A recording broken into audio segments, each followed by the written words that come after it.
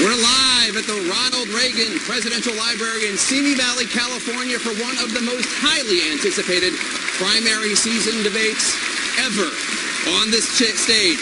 15 candidates in 2 rounds of questioning with one goal: to show they have what it takes to be the Republican presidential nominee. Welcome to our viewers. I'm Jake Tapper. Tonight's debate is airing on CNN networks around the world, and of course here in the United States. It's also being broadcast across the country on the Salem Radio Network. We want to thank our hosts, former First Lady Nancy Reagan and the Reagan Library, for this very impressive setting. The Air Force One pavilion behind me, you can see the actual plane that Ronald Reagan flew in when he was president. Now, because the GOP field is so large, we have divided the candidates into 2 groups based on their rankings in recent national polls. Later this evening, we will hear from the top 11 contenders. The other 4 candidates are taking part in the first round, and they are ready to join us now. Senator Lindsey Graham of South Carolina.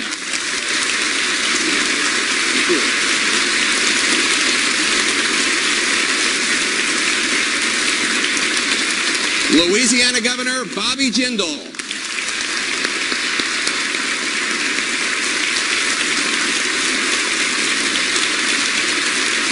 The former U.S. Senator from Pennsylvania, Rick Santorum.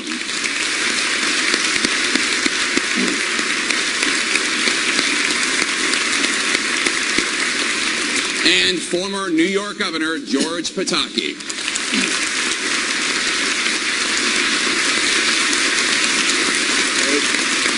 Ladies and gentlemen, please welcome these Republican candidates for President of the United States.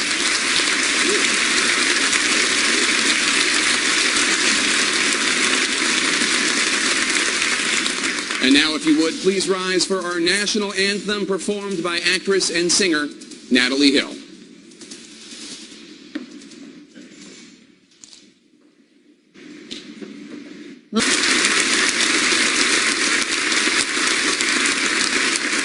I'd like to ask the candidates to please take their podiums while I tell you a little more about how tonight's debate will work. I'm Jake Tapper. I'll be the moderator. Joining me in the questioning, Salem Radio Network talk show host Hugh Hewitt. He worked in the Reagan administration for 6 years. And CNN's chief political correspondent, Dana Bash. I will follow up and guide the discussion. Candidates, I'll try to make sure each of you gets your fair share of questions. You'll have 1 minute to answer questions and 30 seconds for follow-ups and rebuttals. I'll give you time to respond if you have been singled out for criticism. We have timing lights that are visible to the candidates. Those lights will warn them when their time is up. Our goal tonight is to have a true debate, candidates actually addressing each other in areas where they disagree, where they differ on policy, on politics, and on leadership. Now that everyone is in place, it's time for the candidates to introduce themselves to our audience. Please keep it brief. Governor Pataki, you're first. Thank you, Jake. Hi, I'm George Pataki, and I am honored to be here this afternoon with all of you at the Reagan Library. You know, when I think of Ronald Reagan, I think of his tremendous smile, a smile that reflected his optimism and his unending belief and faith in America and in Americans. And it was that belief in America that led to a great presidency, a presidency that led to decades of safety, security, and prosperity for America.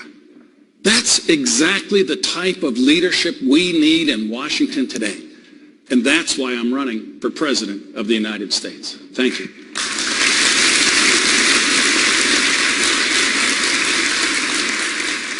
I'm Rick Santorum. Some of you may know me because I led the fight to end partial birth abortion. Some of you may know me because I led the fight to end welfare as we know it, put people back to work, reduce poverty, and reduce the federal budget.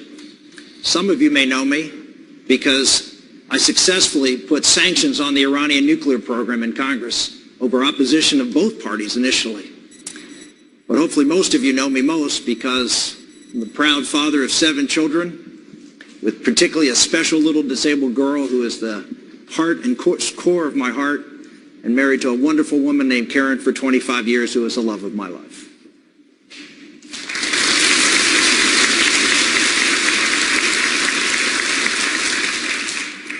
Hi, I'm Bobby Jindal. Now look, I don't have a famous last name. My daddy didn't run for president. I don't have a reality TV show. I'll tell you what I do have. I've got the backbone, I've got the bandwidth, I've got the experience to get us through these tough times, to make sure that we don't turn the American dream into the European nightmare. Thank you for having me today.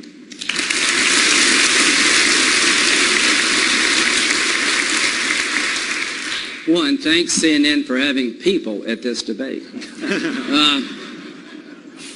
I'm Lindsey Graham from South Carolina, in case you can't tell. I want to thank Ms. Reagan for inviting me. It means the world to me. I'm the only candidate tonight who served in the military while Ronald Reagan was our president and our commander-in-chief. It's one of the highlights of my life. I'm running for president to destroy radical Islam, to win the war on terror, to protect you and your family. And in that quest, I have an uncompromising determination to win this war, just like President Reagan had an uncompromising determination to destroy the evil empire and win the Cold War. Above all others, on both sides of the aisle, I am most qualified to be Commander-in-Chief on day one. 33 years in the Air Force, 35 trips to Iraq and Afghanistan. I understand this war. I have a plan to win it, and I intend to win it.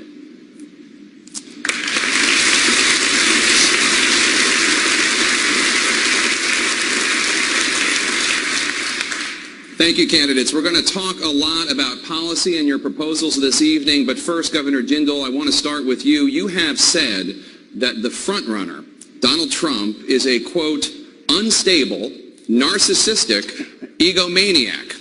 Now, we are in the house of Reagan, who made famous the so-called 11th commandment, thou shalt not speak ill of thy fellow Republican. What drove you to violate that unofficial commandment? Well, Jake, I'm in compliance with the 11th commandment, and I would tell my fellow Republicans, let's stop treating Donald Trump like a Republican. If he were really a conservative, and 30 points ahead, I would endorse him. He's not a conservative. He is not a liberal. He's not a Democrat. He's not a Republican. He's not an independent. He believes in Donald Trump. Here's the reality. The idea of America is slipping away. $18 trillion of debt. Planned Parenthood selling baby parts across our country. Our government's creating a new entitlement program when we can't afford the government we've got today. We've got a president who won't even say the words radical Islamic terrorism. He's declared war on trans fats and a truce with Iran. Think about that. He's more worried about Twinkies than he is about the Ayatollahs having a nuclear weapon. That is what is happening. The idea of America is slipping away. We must not let that happen on our watch. We have a once-in-a-lifetime opportunity to rescue the idea of America, the choice for conservatives. Do we depend on proven conservative principles like Ronald Reagan did? Or do we turn this over to a narcissist who only believes in himself? Thank you, Governor. Thank you, Jake. Senator Santorum, do you think Governor Jindal is wrong for attacking your party's frontrunner? I think personal attacks just please one person, Hillary Clinton. And all we do when we go after each other, and we've seen a bunch of it, from people up on this stage, people who are going to be on the stage afterwards, who go after and make personal attacks on people. There are plenty of policy differences between the candidates up here and the candidates later. Donald Trump has every right to run for president as a Republican as anybody else in this audience, and he may have positions that I disagree with, but he has the right to do that, and the people should be given the benefit of the doubt to be able to see through those things. I don't think it helps when Republicans attack Republicans personally. I'll say some things tonight which will be very big differences. The issue of immigration is one that there are huge differences in this field, and I will be out there talking about how we have to control immigration, how we have to look after the American worker. The focus of this debate should be on how we're going to win this election and help improve the quality of life for American workers. And we aren't doing that when we're out there picking at each other and calling each other names. The name we should be calling out is, what are we going to do for average Americans who are losing ground in America today? And that should be our focus. Thank you, Senator. Governor Jindal, do you want to respond to that? Absolutely. Look, the reality is Hillary Clinton is gift-wrapping this election to us. They're running their weakest candidate. They've got a socialist that is gaining on Hillary Clinton. Folks, you can't make that up. A socialist is doing well in the Democratic primary. The best way for us to give this election back would be to nominate a Donald Trump. He'll either implode in the general election, or if God forbid, if he were in the White House, we have no idea what he would do. You can't just attack him on policy. He doesn't care about policy. It's not enough to say he was for socialized medicine or higher taxes. Thank you, Governor. He's not serious. And Senator Santorum, just to assure you, we will get to those issues, but just a couple more on this general subject. Senator Graham, you've called Donald Trump a, quote, wrecking ball for the Republican Party. Voters in your home state of South Carolina in a recent poll prefer Donald Trump 30% to your 4%. How do you explain why so many of your constituents would rather have Donald Trump as the Republican nominee than you? Well, all I can say, if you looked at polling in 2012 and 2008 at this level, we'd have this stage, you'd have President Perry and President Giuliani. We've got a long way to go. And here's what I'm going to try to do tonight, convince you that I'm best qualified to be Commander-in-Chief for the 1% who are doing the fighting for the rest of us. And we're going to have a serious discussion tonight. All of us are going to say we want to destroy ISIL. But here's what I'm going to tell you. What we're doing is not working. I have a plan to do it. If I'm President of the United States, we're going to send more ground forces into Iraq because we have to. President Obama made a huge mistake by leaving too soon against sound military advice. To every candidate tonight, are you willing to commit before the American people that you will destroy ISIL and you understand we need a ground force to do it? Are you willing, Jake? Please ask everybody the following question.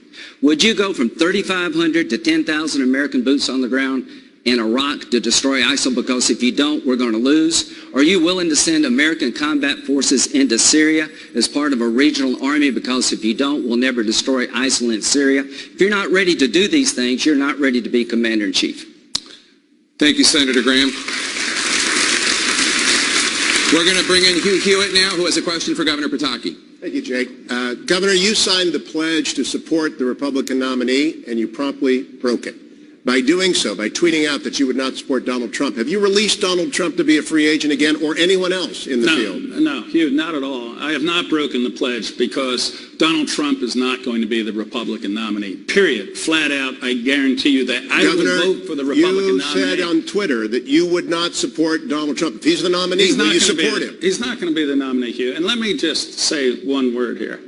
This is an important election with an enormous number of challenges facing the American people. And the first four questions are about Donald Trump. And the fifth one is, too, would you really vote for Hillary Clinton no, I would not vote for over Hillary Donald Clinton. Trump if he's the nominee? No, I will vote for the Republican nominee. Right. But let me say this flat out. Donald Trump is unfit to be president of the United States or the Republican Party's nominee. Look at what he did in Atlantic City. He says he's going to make America great again. He invested 4 casinos in Atlantic City, and he said, essentially, I'm going to make Atlantic City great again. Every one of those casinos went bankrupt. Over 5,000 Americans lost their job. And you know people who, in this difficult economic time, have lost their job and the pain that causes. He didn't lose anything. 5,000 lost their jobs. He will do for America what he did for Atlantic City, and that is not someone we will nominate. Thank you, Governor. Thank you. Senator Graham. One of the reasons why Donald Trump, Ben Carson, and Carly Fiorina are doing well is because they are political outsiders. In fact, that's one of the things. There are 2 things that they have in common.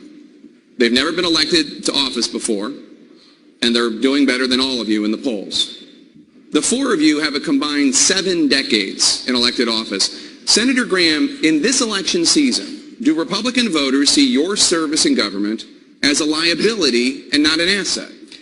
Well, what I hope Republican voters, libertarian, vegetarians, Democrats, you name it, will look for somebody to lead us in a new direction, domestically, but particularly on the foreign policy front. President Obama is making a mess of the world. What I'm trying to tell you here tonight, that Syria is hell on earth, and it's not going to get fixed by insulting each other. I've been there 35 times to Iraq and Afghanistan. I am ready to be Commander-in-Chief on day 1. I've been in the military 33 years, 140 days on the ground in Iraq and Afghanistan. I am so ready to get on with winning a war that we can't afford to lose. I hope you believe that experience matters. It's an all-volunteer force, folks. When you vote for Commander-in-Chief, they are stuck with your choice. We've had one novice being commander-in-chief. Let's don't replace one novice with another. And if I thought I could win this war without more American ground forces in Iraq and Syria, I would tell you, but we can't. Thank you, Senator. If we don't get on with this, they are coming here. Thank you, Senator. Let's turn to the topic of immigration. For that, I want to bring in my colleague, Dana Bash. Senator Santorum, Governor Jindal has supported a pathway to citizenship for undocumented immigrants once the border is secure. Why do you disagree with that? Well, in fact, just about everybody in this field supports some pathway to citizenship. There are just a few. Governor Jindal, Senator Cruz, Senator Rubio, Jeb Bush, a lot of others, Senator Graham, all support some sort of amnesty at some point in time or another. And this is really the interesting thing about this whole debate. This debate should not be about what we're going to do with someone who's here illegally. This debate should be about, well, what every other debate on every other policy issue is in America. What's in the best interest of hardworking Americans? What's in the best interest of our country?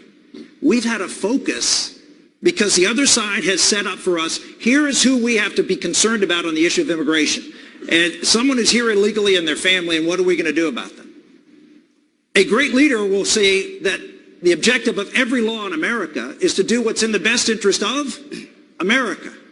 And what's in the best interest of America right now is to look at wages, look at employment among wage earners. 70 to 90% of people who have come into this country, 35 million over the last 20 years, are wage earners that are holding wages down, taking jobs away from America.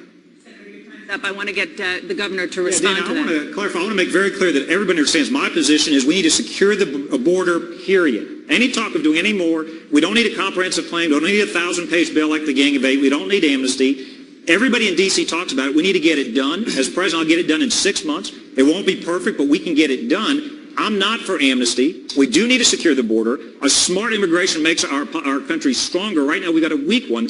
One of the things I've said, I know the left, I know Hillary didn't like this, immigration without assimilation is invasion. We need to insist that people come here legally, learn English, adopt our values, roll up their sleeves, and get to work.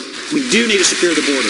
Senator Santorum, do you buy that the governor's not for amnesty? Well, just because you don't call it amnesty doesn't mean that what almost everybody in this field is for is allowing people who are in this country illegally, people who broke the law to come into this country, people who came here legally and overstayed, to stay in America.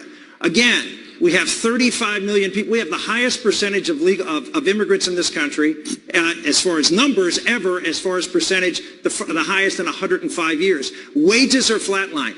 The reason that you're seeing the angst and the anger out there, and the reason this issue has taken off, is because workers in America know that their wages are being undermined.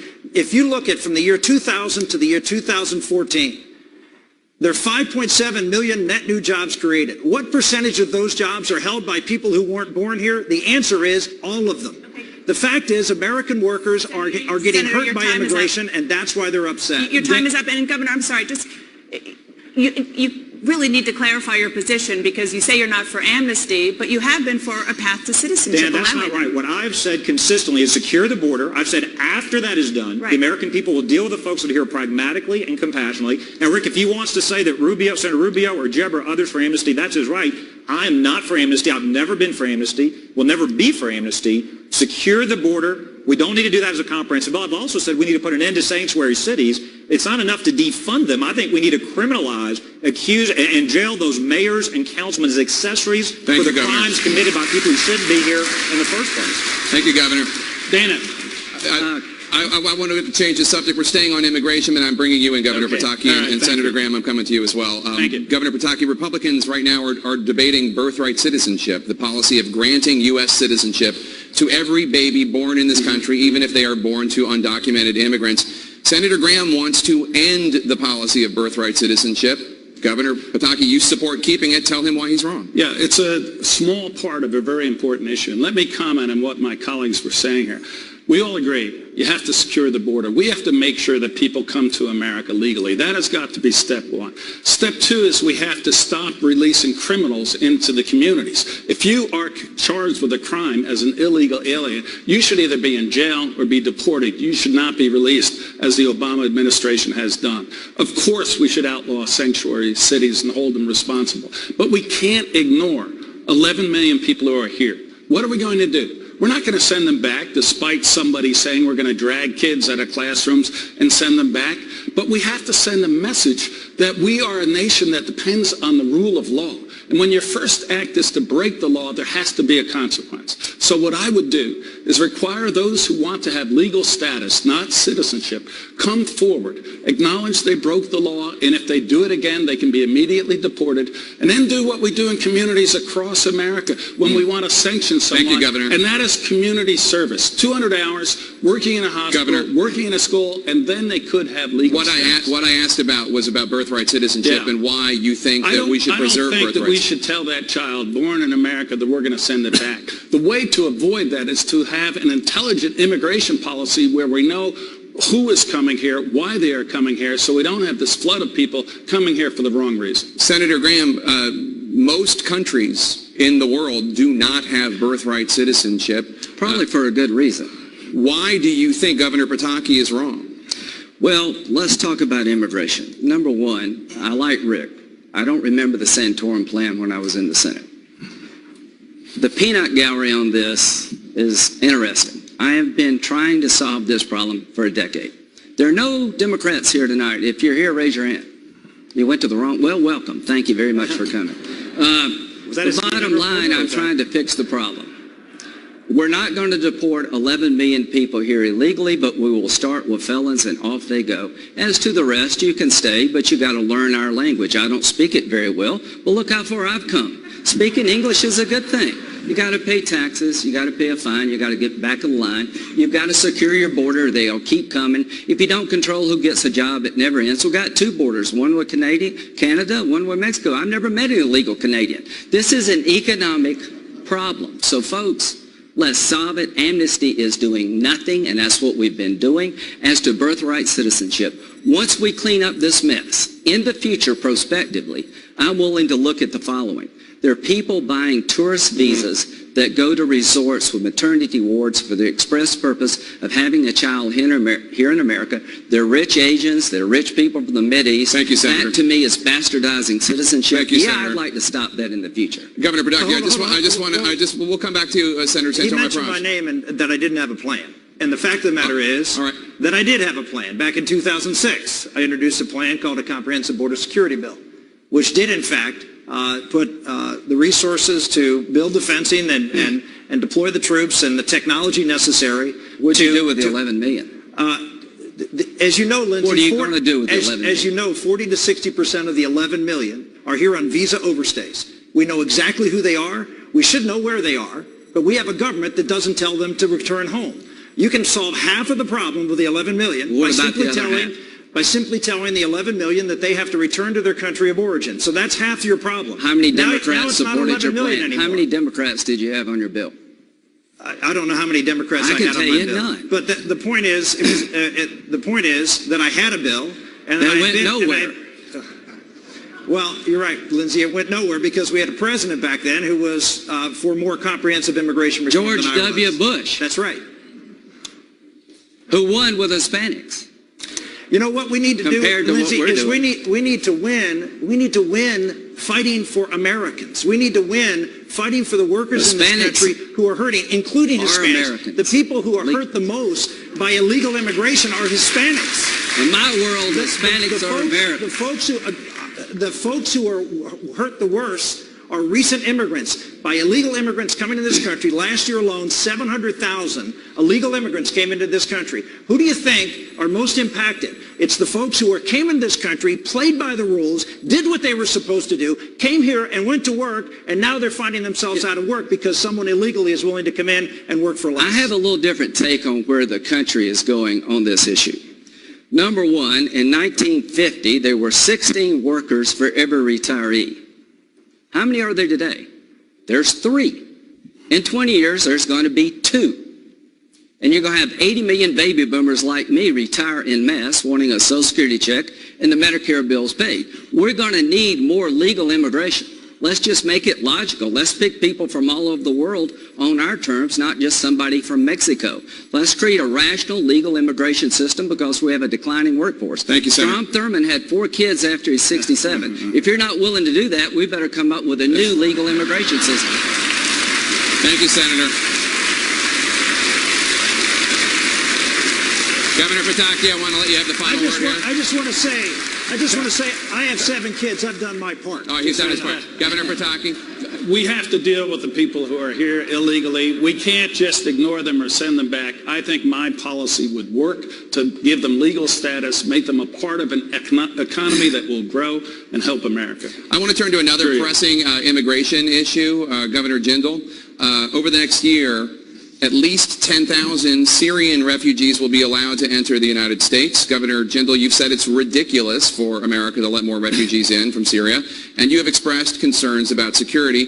Senator Graham says that the United States has a moral obligation to these Syrian refugees. Governor Jindal, does the United States have any obligation to them? Jake, look, America is the most compassionate country in the entire world. We do more for folks around this world, and that's the nature of the American people. 2 things. 1, let us draw a line, a direct line, between this refugee crisis and this president's failed foreign policy. He drew a red line in Syria and did not enforce it. And now we're seeing millions of refugees, potentially hundreds of thousands going into Europe. The answer is not to put a Band-Aid on this and allow even more people to come into America. We should not short-circuit. We've got a vetting process. We've got a normal refugee process. Simply allowing more people into our country doesn't solve this problem. The way to solve this problem is for us to be clear to our friends and allies that we are going to replace Assad. We're going to hunt down and destroy ISIS. Our friends don't trust us. Our enemies don't fear and respect us. But I want to go back on immigration. Let me be very clear. Immigration, we need to insist on assimilation and integration. My parents came here legally almost 45 years ago. They came here, they followed the rule of law. They knew English, they adopted the values. They didn't come here to be hyphenated Americans. They're not Indian Americans, they're not Asian Americans, they're Americans. It is important we insist on that in immigration going forward. Thank you, Governor. Senator Graham, your response when it comes to Syrian refugees. Yeah, number one, how does President Obama sleep at night?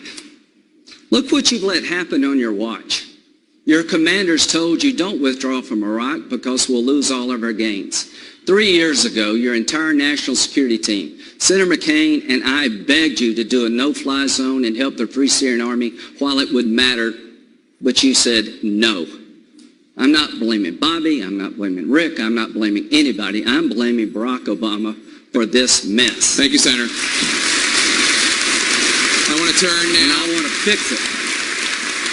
We're going to keep talking about the situation in the Middle East. Let me bring in my colleague Dana Bash again. Thank you. Senator Graham, you mentioned this earlier. You are calling for an additional 20,000 U.S. ground forces to fight ISIS in Iraq and Syria. And you have said, again just this evening, that anyone who's not willing to do that should not be commander-in-chief. Right. No one on this stage has gone that far. So are you saying, for Iraq and Syria, are you saying that everybody to your right is not fit for the Oval Office? I'm saying this, if they don't understand that Barack Obama's policies are not working, that we're not going to destroy ISIL in Iraq and Syria from the air, they are not ready. What have I learned in 35 trips? I learned what works and what doesn't. We were in a good spot in Iraq. President Bush made mistakes, but he adjusted. To those who fought in Iraq, you did your job, and Barack Obama wasted it all. Now we're in a spot where if we don't destroy ISIL soon, they're coming here. There are 3,500 American boots on the ground. You would never know it hearing your president, but we need about 10,000 to turn the tide of battle in Iraq.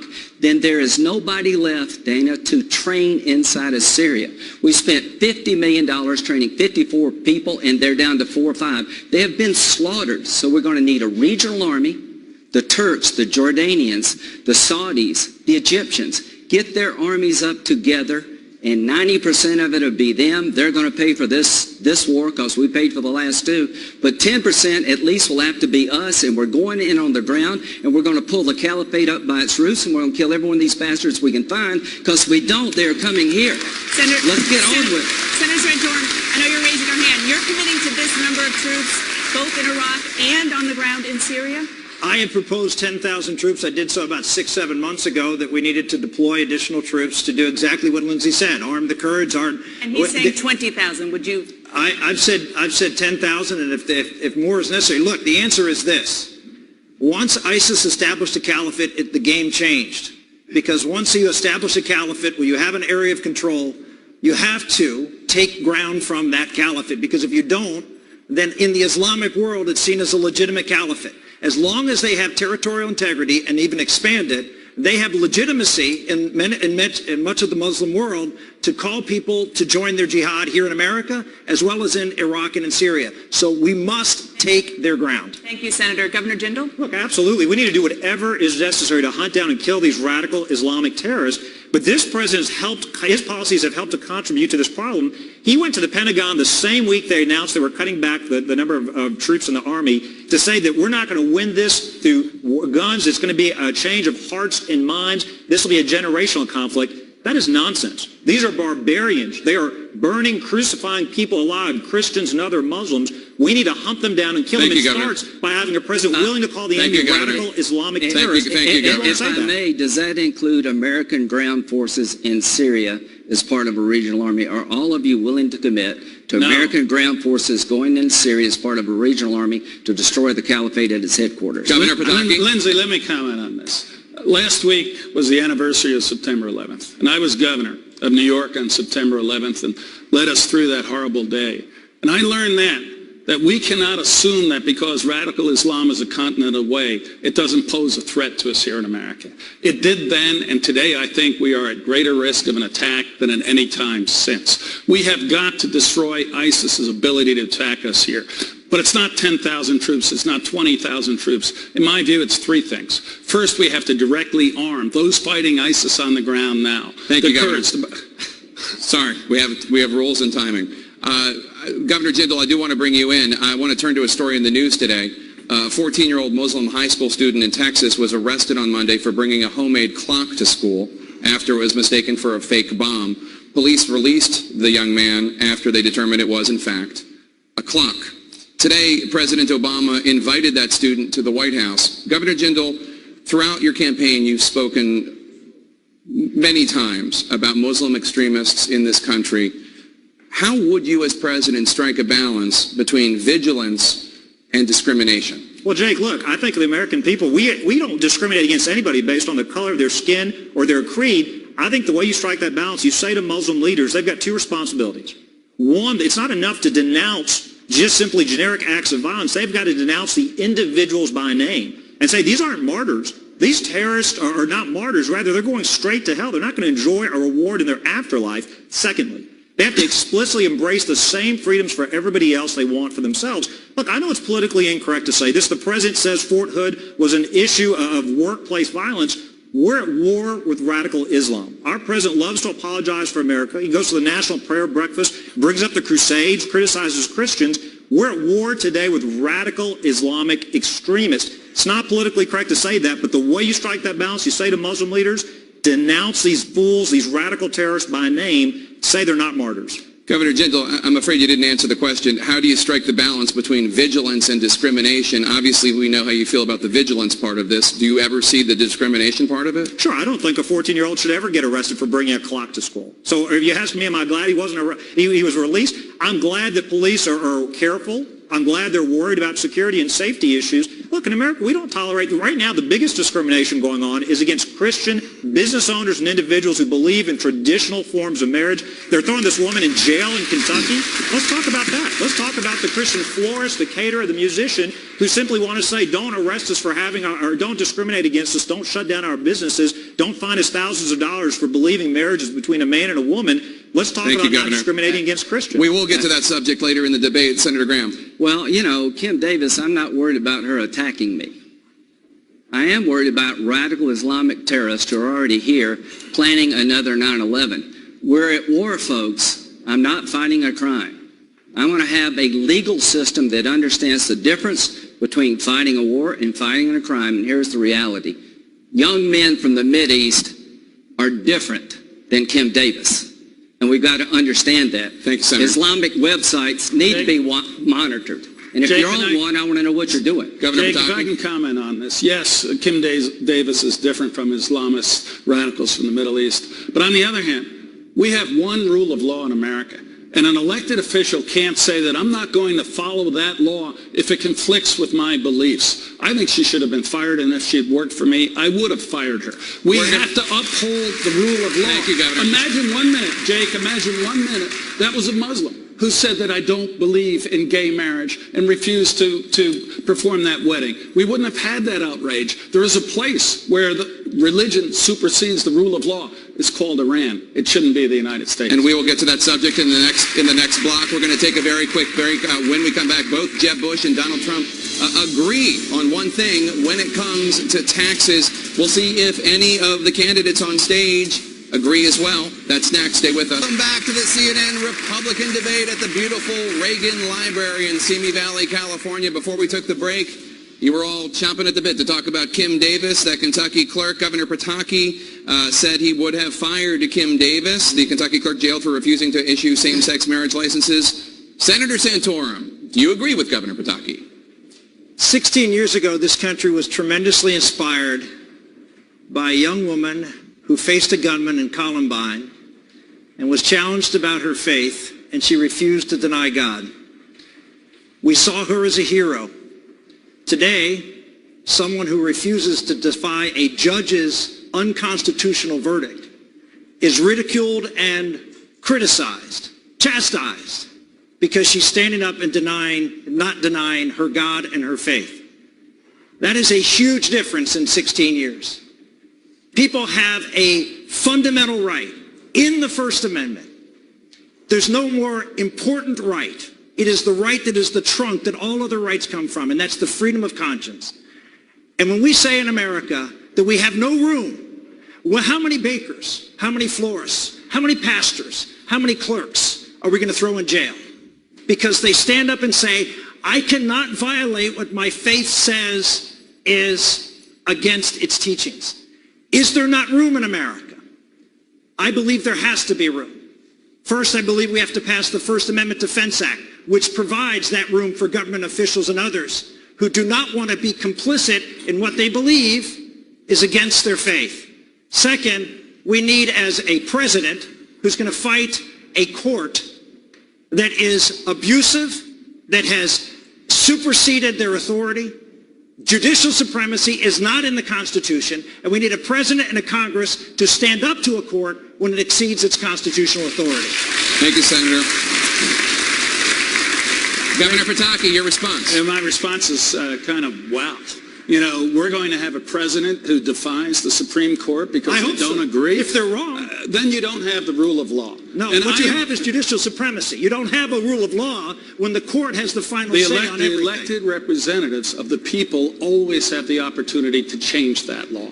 The Supreme Court makes a determination, but it's ultimately the elected officials who decide whether or not that would be accepted. By the way, if I have a chance to lead this country, I will appoint judges who understand their role. They're not going to be making the law. They're going to be interpreting law that the elected officials passed. But there's a huge difference between an individual standing up and saying, I am going to stand for my religious freedom and my religious rights. I applaud that. This is America. You should be able to engage in your religious belief in the way you see fit. But when you're an elected official and you take an oath of office to uphold the law, all the laws, you cannot pick and choose, or you no longer have a society that depends on the rule of law.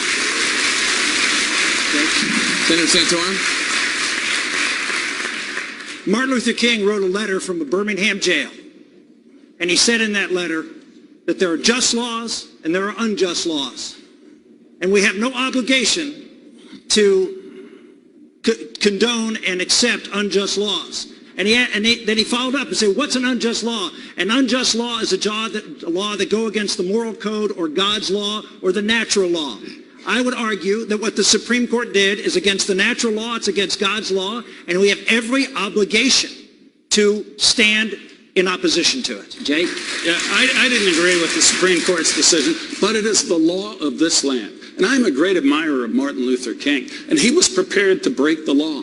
But it wasn't in an office of political power. It was civil disobedience, where what he was willing to do is voluntarily go to jail with his followers to send a message to the elected representatives that these laws were wrong and had to be changed. And because of his courage, we didn't ignore the courts. We changed the laws and made America a better place. That's the way to do it. Thank you, Governor. Jake, we're coming to both of you. Jake, I've got a practical question. I've got a practical question. I'd like the left to give us a list of jobs that Christians aren't allowed to have. If we're not allowed to be clerks, bakers, musicians, caterers, are we allowed to be pastors? pastors Governor anymore. Jindal. We're not allowed to be elected officials. I just want to make, this is an important point. The First Amendment rights, the right to religious freedom is in the First Amendment of the Constitution. It isn't breaking the law to exercise our constitutional rights. America did not create religious liberty. Religious liberty created the United States of America. It is the reason we're here today. Senator Graham, do you want to weigh in? I wasn't the best law student. By the end of this debate, it'd be the most time I've ever spent in any library. But on the first day in law school, Hugh, it's called Marbury versus Madison. The group in our constitutional democracy that interprets the Constitution as to what it means is the Supreme Court. In a 5-4 decision by the Supreme Court, they have ruled that same-sex marriage bans at the state level violate the 14th Amendment to the United States Constitution Equal Protection Clause. I don't know, is it everybody in this room, Christian, Jewish, Muslim, whatever religion, that you can practice your faith without government interference? You can marry people consistent with the tenets of your faith. That's the number one obligation of my presidency, is to protect religious people when they exercise their religious rights. But this decision is the law as it is of right now. And here's the one thing I want to tell you. Thank you, Senator. Wait a minute. Were you the wedding cake baker or the gay couple or the Baptist preacher? Radical Islam would kill you all if they could. Senator, let's don't lose sight of the big picture here. Thank you, Senator. I want to stay with the subject of Supreme Court justices. Governor Jindal, both Senators Graham and Santorum voted to confirm Chief Justice of the United States John Roberts, who has led with the majority twice to uphold Obamacare. Do you think that Graham's and Santorum's votes to confirm John Roberts were a mistake? I think absolutely putting Roberts, I think putting Kennedy, I think putting before them, I think putting Souter on the bench was a mistake. But look, I think the first responsibility starts in the White House. The reality is conservatives have not been willing to stand up for our beliefs. Unlike the liberals, look, you never worry about where the Democratic judges are going to vote. It's always the conservatives. You've never had a Democratic judge wake up and say, surprise, I've evolved, I've become a conservative. It's always the Republicans, because we have presidents that try to find judges with no records, no rulings, no writings. I'll tell you, I am going to have a litmus test. For judges, I'm going to find judges that are conservative. Judges that are going to be pro-life. Judges that are going to follow the Constitution. Judges, by the way, they're going to follow the American law, not international law. They're not appointed there to interpret international law. They're there to apply the United States Constitution. Judges understand their job's not to write law. If they want to write law, they should run for the Senate or the House. It's time for a Republican president as the next commander-in-chief. I will do as the Democrats have done. I will appoint bold judges that are actually consistent with my values, that will be conservatives, and then force the Senate to confirm. Thank you, Governor. Senator Graham, I want to give you an opportunity to respond. I would note that Anthony Kennedy was, of course, a Ronald Reagan appointee. Senator Graham, do you stand by your vote for John Roberts? He is one of the most qualified men to ever come before the United States Senate, and I don't agree with his decision, but 99 times out of 100, I will. To the Republicans, the biggest prize on the table in 2017 is the presidency. If it is Hillary Clinton, Joe Biden, or Bernie Sanders, they're going to pick people that we will disagree with all the time. Please understand, we have to win this election. The court's at stake. It is the most important reason for us to turn out to make sure we don't lose the judiciary for decades to come. Senator Santorum, do you stand by your vote for John Roberts? Well, contrary to what Governor Jindal said, Justice Roberts had a long record, and it was a long, good record. And so he made a bad decision, a couple of bad decisions on Obamacare, but he's made a lot of great decisions too. And so I don't regret at all standing up for John Roberts. But you know, it's easy to sit out in Louisiana and talk about how, well, I'd be tougher. I fought when I was in the United States Senate. We fought for the first time to defeat justices and judges that Bill Clinton nominated, and I fought with President Bush to defend his nominees, to push even a filibuster, breaking the filibuster. I led that fight against some who didn't want to end the filibuster in order for us to get good conservative justice. So I have been there. Senator Santorum, do you stand by your vote for John Roberts? Well, contrary to what Governor Jindal said, Justice Roberts had a long record, and it was a long, good record. And so he made a bad decision on a couple of bad decisions on Obamacare, but he's made a lot of great decisions too. And so I don't regret at all standing up for John Roberts. But you know, it's easy to sit out in Louisiana and talk about how, you know, well, I'd be tougher. I fought when I was in the United States Senate. We fought for the first time to defeat justices and judges that Bill Clinton nominated, and I fought with President Bush to defend his nominees, to push even a filibuster, breaking the filibuster. I led that fight against some who didn't want to end the filibuster in order for us to get good conservative justice. So I have been there on the front line fighting for judges and conservative justices, and I will do so as president like none other. Governor Jindal, I'm going to give you 30 seconds to respond. Thank you, too. Look, it's not a minor ruling. Justice Roberts twice rewrote the law to save Obamacare, the biggest expansion of government, creating a new entitlement when we can't afford the government we've got today, an expansion of socialism in our country. It's not that he got a minor ruling wrong. This is twice he rewrote the law. Look, I have a lot of respect for these senators that have big bladders. They give great speeches in the Senate, and I respect that. I've actually signed the executive order. I've actually signed the law protecting religious liberty in the state of Louisiana. It's not 99-1. The one that he got wrong was a big one. Twice he bent over backwards to save Obamacare. If the Republicans had voted the way that they should have, we would still have our 10th Amendment rights, and Obamacare would not be the law of the land. Let me bring back Hugh Hewitt. Governor Jindal, Senator Graham just said it's all about winning. And in fact, if former Secretary of State Clinton is the successor to President Obama, none of this matters and all this conversation is beside the point. In the Washington elite, they have a habit of saying nice things about each other until election time. Senator Graham has praised Secretary of State Clinton as a great choice to be the Secretary of State, as a national treasure. Can anyone from inside of Washington win this election cycle having praised Secretary of State Clinton that way? No, and it's not only whether they can win, they shouldn't win this election cycle. One of the things I do agree, and I want to thank Donald Trump after I've criticized him for everything from being a narcissist to an egomaniac, one of the things he was right about was to say nonsense to the D.C. establishment. It is time to fire all of them. You've got a choice between honest socialists on the left, like Bernie Sanders, and lying conservatives on the right. We've got the majority. What good has it done us? See, they said they were going to stop amnesty. They said they were going to repeal Obamacare. They didn't do either. Now they're not even willing to fight to defund Planned Parenthood. McConnell has already waved the white flag of defeat. They're not willing to stand up to fight for the issues that count. I think it is time to have term limits. I think it's time to have part-time citizen legislators. Let's pay them a per diem instead of a six-figure salary. Stop them from being seven-figure lobbyists. Let's also pay them a per diem for every day they don't go to D.C. Let's keep them out of D.C. Working in the real. Let's make them live under the same rules and laws they apply to the rest of us. Not only shouldn't they be elected, they can't be elected. Let's fire all of them from their current positions. Senator Graham, I took a shot at you. You're having a good debate, but there is this problem of Washington elites and saying wonderful things about each other. I've been called a lot of things, but never elite before. My dad owned a liquor store or bar and a pool room. So only in America can you go from the back of the liquor store to being an elite. Is that responsive to calling Hillary Clinton a national treasure, Senator? I introduced her at a conference about Africa. I thought Secretary Clinton did a good job when it came to dealing with our problems in Africa, particularly among women. George W. Bush set $40 billion aside, and Rick Santorum helped him. And President Bush wiped out AIDS and malaria for an entire generation of young African children. Secretary Clinton did a good job. Here's my problem, Secretary Clinton. Where the hell were you on the night of the Benghazi attack? How did you let it become a death trap to begin with?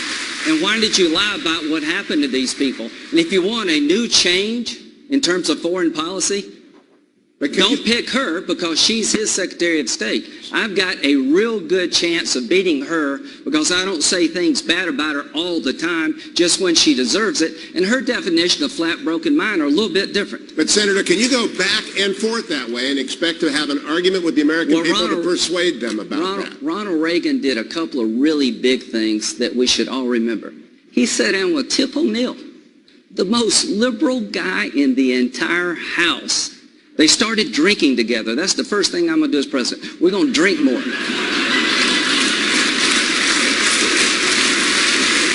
what did these two great Irishmen do? They found a way to save Social Security from bankruptcy by adjusting the age of retirement from 65 to 67. So yes, I will say nice things at times about Democrats. Yes, I will work with them. I will put the country ahead of party. Absolutely, I want to work with them. At the end of the day, Hugh, I'm lucky to be standing here. I'm the first in my family to ever go to college. Neither one of my parents finished high school. Darlene's here with me tonight. We owned a restaurant. But wait a minute. I understand. You asked me a question. This is important. Republicans need to tell the American people we get it as to who you are. When my mom died, I was 21. When my dad died when I was 22, we were wiped out financially. If it weren't for a Social Security survivor benefit check coming into Darlene, we wouldn't have made it. I don't need a lecture from Democrats about Social Security. I want to save it. Just like Ronald Reagan did. Let's talk about the economy, if we could. Governor Pataki. Yes. Jeb Bush and Donald Trump are both proposing raising taxes on hedge fund managers who pay at a lower rate. Governor Pataki, you were the governor of New York, home of Wall Street. Do you agree that hedge fund managers need to be paying a higher rate? I would throw out the entire corrupt tax code. It's a symbol of the corruption and the power of the lobbyists and the special interest in Washington. It is 74,000 pages of incomprehensible gobbledygook. What I would do is get rid of that $1.4 trillion every year in exemptions and loopholes, dramatically lower the rates. The normal American person is paying higher taxes than they should because of loopholes, and one of them is that carried interest loophole. I would tax that income the same as ordinary income. I'd lower the rate to 24% for all Americans, but I would not give a special break to the Wall Street fat caps. So you are with Jeb Bush and Donald Trump on the hedge fund? It's hard for me to say that I'm with Donald Trump on anything, but on this issue, I agree with him. But let me just make one other point. It's not just throwing out the tax code to break the back of the special interests that control Washington. It's other reforms. I would propose a law. Right now, there are over 400 former members of the House and Senate who are registered lobbyists in Washington. I would propose a law day one. You serve one day in the House or Senate, there's a lifetime ban on your ever being a lobbyist in Washington, D.C. You get elected, you go back home. You don't stay and support the special interests. Governor Jindal. That's 3 Republicans running for president who support hedge fund managers paying a higher rate. Are you the 4th? 2 things, Jake. One, I'm absolutely for ending all these carve-outs and loopholes and special interests for those they get lobbyists. They get sweetheart deals you and I and the rest of this audience couldn't get. So as a part of overall comprehensive tax reform that has a lower, flatter tax code, sure. As a single item just to raise taxes, no. I don't want to give the government more money. Government has grown under this president where now it is going to overwhelm the American economy. We've got to cut the size of the government economy. Nobody else running for president has done that. I'm the only candidate. I've cut my state budget 26%. Everybody else talks about it. We have done it. So as a part of overall tax reform that cuts rates, flattens and lowers the tax code, sure, but I'm not for raising taxes on anybody. We already have too much money going to D.C. Let's stay on the topic of taxes. I want to bring in my colleague, Dana Bash. Senator Santorum, you just heard Governor Jindal and Governor Pataki talk about tax reform. Jeb Bush has proposed a tax reform plan, and in it he limits deductions, including the popular home mortgage deduction. Would you do the same as president? Actually, I'm going to be proposing a plan. I call it the 2020 Perfect Vision for Americans, a flat tax, a 20% flat tax on income, 20% flat tax on capital gains and on corporations. We eliminate all the deductions, special interest provisions in corporations. We deal with the carried interest issue because everybody pays the same 20%. So there's no advantage as to how you take your income. That will create growth. We're going to allow expensing for corporations. For manufacturing, again, I pledged when I announced that I was going to run for president on a factory floor that I would make America the #1 manufacturer in the world. Why? Because we need to put Americans back to work, hardworking Americans who are not doing well in this economy, and we start creating jobs here in manufacturing. People from all skill levels are going to be able to work. We put a 20% rate on corporations. We're competitive with almost every country in the world. We allow for expensing. We have a 3-year phase-in. We start at 0 for manufacturers, phase it up to 20. You're going to see an enormous investment of capital and equipment. You're going to see people, you're going to have problems finding folks who are going to be able to work in manufacturing. That's how many jobs we're going to create. So the answer is you know, we're gonna lower and flatten taxes. We're gonna put government on a budget, a 10% across the board. Time's up, Senator. In employment. We've got a lot of plans. Okay, time's up, Senator. And Governor, just to bring you back into this, you said that you would be okay with what is effectively raising taxes on hedge fund managers as part of a tax reform plan. Would you also be for doing away with people's deductions for their mortgage interest? No, I would not. I would keep that deduction. I would lower the rates dramatically. So yes, that group that has a special carve-out would pay more, but everybody else is going to pay less. I would keep the home mortgage deduction, the charitable deduction, and others. And by the way, you know, I agree with Rick on manufacturing, but my approach is different. I would pass a rate on manufacturing of 12%, the lowest in the developed world, so we can make things in America again. I know how important those jobs are. When I went through college, Christmas and summer vacations, I worked in a factory. My grandparents worked in a factory. We have the opportunity now, with lower energy costs, with the world labor costs getting higher, to make things in America so we don't have to worry about China. Lower the tax burden on manufacturing, improve the work skills of Americans, get rid of job-killing regulations. Thank you, We're Governor. going to make things in America. Well, we're going to come, you're going to be involved in the next question. Senator Graham. He talked about it, that he would be better in manufacturing. The fact is, we have a 0% rate that phases to 20. Yeah. We'd have a 7% repatriation, so money, about $2 trillion overseas, would come back and be invested in plant and equipment here. We will create more jobs under this plan than any plan. Senator Graham, I want to turn to the minimum. If you want to see manufacturing, come to South Carolina. Let's talk about South Carolina. We'll show you. Senator, let's turn to the minimum wage. Senator Santorum is the only person on the stage who has proposed increasing the federal minimum wage. How would that affect South Carolinians? Do you agree with Senator Santorum that the federal minimum wage should be increased? Well, I know this, that when my mom and dad owned the restaurant, the bar, the pool room, that if you increased the minimum wage, it'd been hard to hire more people. Hillary Clinton has a list a mile long to help the middle class. We're talking all around this. The middle class for the last 6.5 years has been squeezed and squeezed hard. To the middle class, I understand who you are. You're one broken down car from not going on vacation. You're from one sick child away from having to change your whole budget. Here's what I want to do as your president. I want to grow this economy. When Boeing came to South Carolina to build a 787, everybody paid more. They would have lost their employees to Boeing. If you're a waitress out there wanting more money, I'm not going to increase the minimum wage. I'm going to try to create an environment where somebody else will open up a restaurant across the street to hire you away at a higher rate, or they'll have to pay you more to keep you. You got to borrow money to create jobs in this country. Banking is locked down because of Dodd-Frank. The tax code is a complete mess. But nobody's talked about the elephant in the room, which is debt. Not one more penny to the federal government until we come up with a plan to get out of debt. Senator Graham, thank you so much. Senator Santorum. Senator Graham is suggesting that your proposal would not allow South Carolinians to hire more workers. Lindsay, what percentage of American workers make the minimum wage right now? It's probably a small bit, but less the ones than that 1%. Get it, yeah, but so what you're basically saying, whatever Republicans up here saying is we're against the minimum wage. Because if you're not for increasing it and nobody's making the minimum wage right now, the answer is the Republicans don't believe in a floor wage in America. Fine, you go ahead and make that case to the American public. I'm not going to. Not from a party that supported bailouts. I didn't, but this party did. Not from a party that supports special interest tax provisions for a whole bunch of other businesses. But when it comes to hardworking Americans who are at the bottom of the income scale, we can't provide some level of income support. What I proposed is not anything what presidents proposed. I believe that would be harmful to the American public. But a 50 cents an hour increase over 3 years, which is what I'm proposing. So we would have a minimum wage which would be roughly in the area of what it's been historically, about 5% of wages. To me, if you're going to talk to 90% of American workers, by the way, 90% of American workers don't own a bar. They don't own a business. They work for a living. Most of them are wage earners. And Republicans are losing elections because we're not talking about them. All we want to talk about is what happened to our business. There are people who work in that business.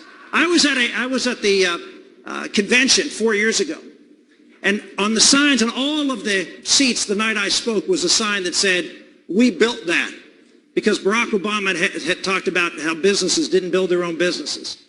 Then we trotted out one small business person after another for almost an hour that night, talking about how they built their businesses. And that's wonderful. But you know what we didn't do? We didn't bring one worker on that stage. How are you going to win, ladies and gentlemen? How are we going to win if 90% of Americans don't think we care at all about them and their chance to rise? Thank you, Senator. We have to take a quick break. When we come back, confrontation or negotiation, how will these candidates attempt to handle Russian President Vladimir Putin? That's next.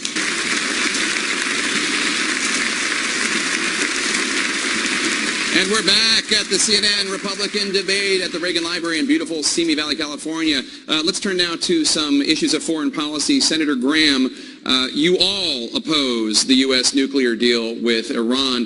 Former UN Ambassador John Bolton, a Republican, is pushing for a U.S. military strike against Iran, against its nuclear facilities. Senator Graham, would you authorize, as president, a strike against Iran's nuclear facilities? If I believe they were trying to break out and get a bomb, absolutely. And here's the most important thing. They know I would if I had to. And none of us are going to be able to defend this country adequately until we rebuild our military. A weak economy, a military in decline, the world on fire. Does that sound familiar to you? Michael, does that sound familiar to you? The first thing I'm going to do as Commander-in-Chief on day one is call the Chairman of the Joint Chiefs and say, what do you need that you don't have? We're cutting our military. We're on track to have the smallest army since 1940, the smallest Navy since 1915, and John Kasich says he wants to close more bases. I want to rebuild our military, and I want the Iranians to know that if I had to, I would use it. The worst nightmare in the world is a radical Islamic regime with a weapon of mass destruction. The only reason 3,000 of us died on 9/11 is not 3 million. And not 3 million is because they couldn't get the weapons to kill us. They're on track to get a bomb even if they don't cheat. This deal is a nightmare for Israel. They're coming here if we don't watch it. Terrorism with a nuclear capability sponsored by Iran. So yes, I would use military force to stop them. I would set this deal aside and I would get you a better deal. If you gave me $100 billion, I could get almost anybody out of jail. We couldn't even get our hostages out of jail. Governor,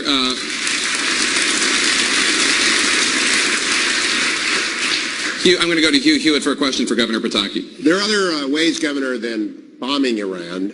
I want to quote Rick Santorum. We should send a very clear message that if you are a scientist and you're going to work on a nuclear program to develop a bomb for Iran, you are not safe. Does that message work? Does anything that works on the table?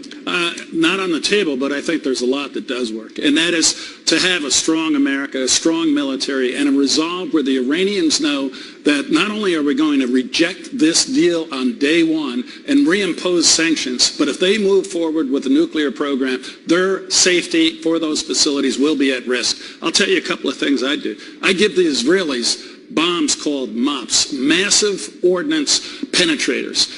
Give them to Israel. Let the Iranians know we're prepared to work with Israel to make sure they never have a nuclear weapon. And let me point out that Hillary Clinton is supporting this deal. She was the senator from New York on September 11th. She saw what happened at the hands of radical Islam. This is the senator who did the reset program with Russia, who allowed the Middle East to deteriorate to flames, who has lied about Benghazi and is now supporting the Iranian deal. That's the opponent we are going to have next November. We have got to win this election. Everything we say is wonderful, but we have to win, and once we win, we have to actually do what we say. I can do this. Senator Santorum, stay on that. Any means necessary? Is that what you meant to say? Is that what's still on the table after this, what many of us believe is a catastrophic deal? As you know, Hugh, 12 years ago, I authored the Iran Freedom Support Act, which put sanctions on the Iranian nuclear program as we came within 4 votes of passing a very strong version of that. And the 4 people who opposed me on the floor, Joe Biden, John Kerry, Hillary Clinton, and Barack Obama. And we came 4 votes short, but for 12 years, I have been laser beam focused on the issue of Iran with a nuclear weapon. Why? Because I understand who they are. Yes, they're radical Islamists, that's true. But they're a particular version of it, which is an apocalyptic version, which is a death cult. They believe in bringing about the end of the world. If you poll Iranians and Iraqis, Shiites in the region, More than 2/3 of them believe that the end of the world is going to come within their lifetime. Why? Because their regime preaches it. They believe in bringing about the end of times. That's their theological goal. And we are in the process of giving them a nuclear weapon to do just that. That's why on day one, I would say to the Iranian government, you open up all of these facilities for inspection. You make them available to the UN, to the US, everything. We can go everywhere, or else we will take out those facilities. And when people say you're going to start a war, my response is, no, I'm going to stop a war, because a nuclear Iran is the end. Thank you, Senator. Senator Graham? Jake, I'd like to answer that question. We're bringing you in on this question as well. Senator Graham, Vladimir Putin in recent days has sent an estimated 6 more tanks, 4 helicopters, and Russian ground troops into Syria to help support President Assad, an enemy of the United States. The Russian military is also buzzing American planes and naval vessels around the world. Your frontrunner, Donald Trump, says he can do deals with President Putin, that the two of them will get along, quote, very well. Why would your confrontational approach work better than Mr. Trump's negotiation? Do you think Putin would be in the Ukraine or Syria today if Ronald Reagan were president? No. This is what happens when you have a weak, unqualified commander-in-chief who doesn't understand the role America plays in the world. Why is it bad for you that Russia is helping Assad? He's the magnet for Sunni extremists. The Syrian people are not going to accept him as their legitimate leader. By Assad being helped by Russia, it means the war never ends. It means the next 9/11, which is most likely to occur from an attack from Syria, is more likely. At the end of the day, if I'm president of the United States, I've told you what I'm going to do. There's nobody left in Syria to train. We're going to get a regional army who doesn't like ISIL, who won't accept Assad because he's a puppet of Iran. We're going in on the ground and we're going to destroy the caliphate, pull it up by its roots, and we're going to hold the territory. This is a slap in the face from Putin to Kerry and Obama. Assad must go. If he doesn't go, this war never ends. And if the war in Syria continues, it is coming here. For God's sakes, let's get on with fixing the problem in Syria. Governor Jindal, how would President Jindal get the Russians out of Syria? Well, Jake, I want to answer that question. I want to go back to Iran. I didn't get a chance to answer that as well. Look, on Russia, across the world, dictators walk all over this president. He treats our friends like dirt. He lets our enemies walk all over us. The only group he's able to out-negotiate are the Senate Republicans. They never should have passed this bad Corker bill. Instead of a 2/3 vote to approve the Iran deal, it now takes a 2/3 vote to reject the Iran deal. I want to ask Lindsey a question. Will the Senate Republicans, they still have time, are they willing to use the nuclear option, meaning get rid of the filibuster, to stop Iran from becoming a nuclear power? Now's the time for the Senate Republicans to stand up and fight. We are tired of the establishment saying there's nothing we can do. All night tonight we've heard Republicans say things like, well, the Supreme Court's ruled, there's nothing I can do about religious liberty. You know, the president did this, there's nothing we can do about it for 2 more years. There is something we can do. We won the Senate, we won the House. What was the point of winning those chambers if we're not going to do anything with them? You're going back tonight. You still have time before the Thursday deadline. Will y'all use the nuclear option to stop Iran from becoming a nuclear power? Bobby, you were in the Congress, and all I can tell you to everybody here, if you want to repeal Obamacare, get a new president. If you want to defund Planned Parenthood, elect a pro-life president, because that's the only way. If we passed the Cardin bill, Graham-Mendez, it would go to the president. He would veto it. 67 votes are required to override the veto. Well, and wait a minute. Now, you asked me a question. So I don't want to take off the table the ability to slow down Obama in his last 13 or 14 months, because I want 60 votes to stop what I think he's going to do between now and January 2017. 5 Republicans leave, we're in trouble. So, folks, the world really is the way it is. President Obama is president. The goal is to get him out of there and pick somebody who would actually do something to repeal Obamacare, who would get you a better agreement. So, Bobby, he would veto the bill. We don't have 67 votes, and you had given away a defense against Obama for the rest of his presidency. No, I'm not going to do that. I'm not going to tell you things I can't do. I'm not going to tell you by shutting the government down, we're going to defund Obamacare as long as he's president. All that does is hurt us. I'm trying to lead this party to winning. Lindsey, well, that's my frustration. Listen to what you heard. You basically heard a Senate Republican say we can't defund Planned Parenthood despite these barbaric videos. Are you going to shut the government down? We can't get rid of Obamacare. Lindsey, let me answer this question now. I wish the Senate Republicans had half the fight in them the Senate Democrats did. Look, President Obama didn't give up on Obamacare when they lost the Senate election in Massachusetts. I want my side to follow the Constitution. They broke the Constitution. They broke the law. But they forced Obamacare down our throats even when they didn't have 60 votes. I wish Republicans in D.C. had half the fight of the Senate Democrats to get rid of Obamacare, to defund Planned Parenthood. If we can't defund Planned Parenthood now, if we can't stand for innocent human life after these barbaric videos, it is time to be done with the Republican Party. We defunded them in Louisiana. Let's defund them in D.C. If we can't win on that issue, there is no point for being cheaper Democrats, no point for having a second liberal party. It is time to get rid of the Republican Party, start over with a new one that's at least conservative. Give Harry Reid and Pelosi credit. At least they fight for what they believe in. I want senators and House members in D.C. to fight for what we believe in as well. It's time to have Republicans with a backbone in D.C. Can I just say something? You know, Bobby, we're running to be President of the United States, the most important job in the free world. With it comes a certain amount of honesty. I'm tired of telling people things they want to hear that I know we can't do. He is not going to sign a bill that would defund Obamacare. If I am President of the United States, I wouldn't put one penny in my budget for Planned Parenthood. Not one penny. I'm as offended by these videos as you are. But the one thing I'm not going to do going into 2016 is shut the government down and taint our ability to win. What you're saying and what Senator Cruz is saying, I am really sick of hearing. Trying to get the Republican Party in a position to win. That's what I'm trying to do. And that does matter to me. Thank you, Senator. The final questions for these four Republicans as the top contenders. Get ready to take their places on the debate stage when we come back right after this. Republican debates at the Reagan Library in beautiful Simi Valley, California. We have time for one more question for the candidates. Governor Pataki, let's start with you.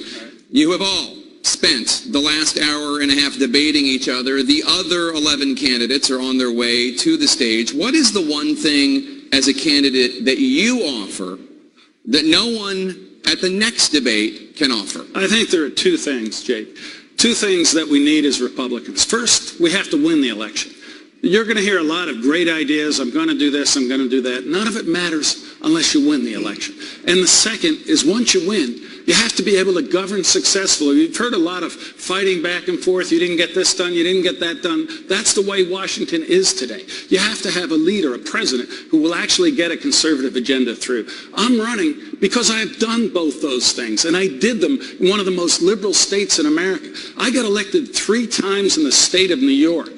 Twice by the largest pluralities ever for a Republican. I ran as a Republican conservative. If I get the nomination, I will be able to get broad support and win this election and take the White House back for our party. But more importantly, once I've won, I will put in place a sweeping conservative agenda. I did that in New York. Over $143 billion in tax cuts, more than the other 49 states combined, taking 1 million more people off welfare and putting them into jobs in a state where the Democrats control the state assembly 103 to 47. I got them to support a conservative agenda. If I get elected president, I will make things work in Washington for the Republican Party and for the United States. Thank you, Governor. Senator Santorum. I came to Washington in the most unlikely way. I defeated a 14-year incumbent, a 60% Democratic district. I went to Washington thinking I was only going to be there for 1 term. And so I just shook things up. We sent the chairman of the House Ways and Means Committee to jail. We ended 40 years of Democratic control of the Congress. And I led that fight with reforms, substantive reforms, welfare reform. I wrote the bill when I was in the House. I led the charge in the United States Senate. Partial birth abortion. In fact, 3 pro-life bills. Bipartisan pro-life bills.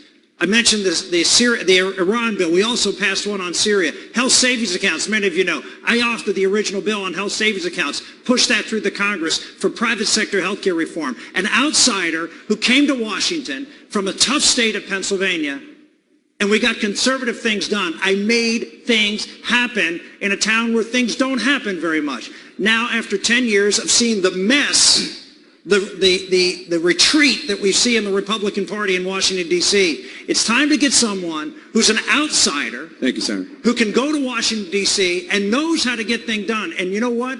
You have a lot of folks who will tell you a lot of things. Look at their record.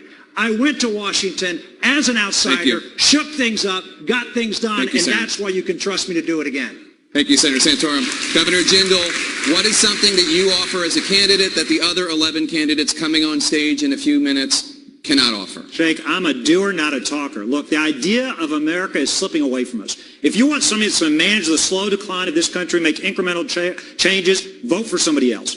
If you want to vote for somebody who understands what's at stake, Planned Parenthood is selling baby parts across this country, and the Senate Republicans have already given up, even without a fight. I'm tired of the surrender caucus. I'm angrier at the Republicans in D.C. than I am at the president. The president's a socialist. At least he fights what he believes in. We don't need to just send any Republican to the White House. We need to send somebody who understands it's time to make big changes. It's time to take on the establishment. It's time to take on the D.C. permanent governing class.